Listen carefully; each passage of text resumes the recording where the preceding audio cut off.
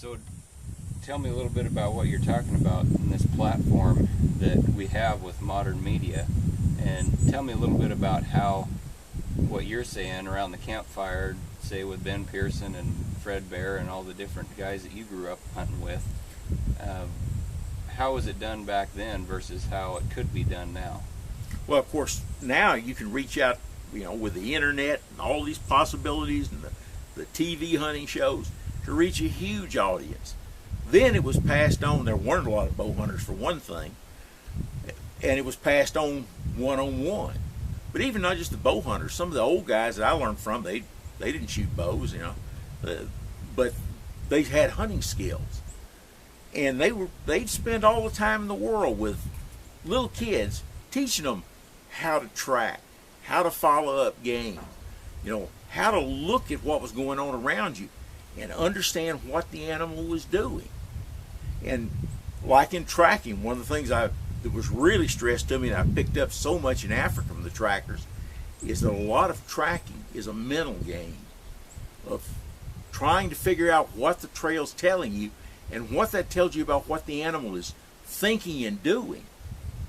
So mental tracking is probably more important than being able to follow from track to track to track, which is not very good anyway. That's a hard way to follow an animal up, because a lot of terrain you can't track under. Sometimes even the best of trackers lose the track, but they've been watching what the track's telling them, and it gives them an idea of where this animal is probably gone or what his state of mind is.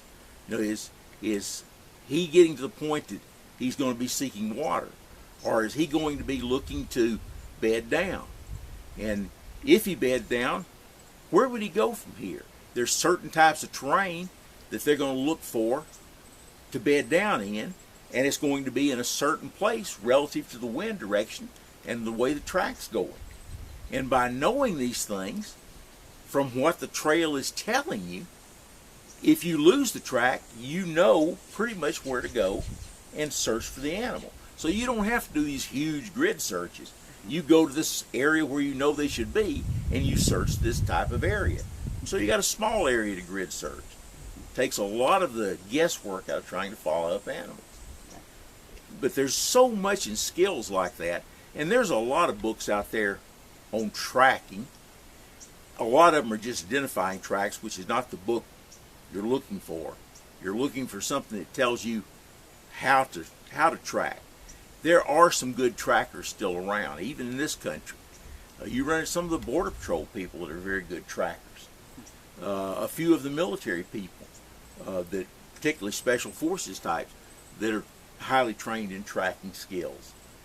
And there are people that could pass a lot of this on, and there are a few hunters, not many that I've encountered, but there are a few that are still skilled trackers.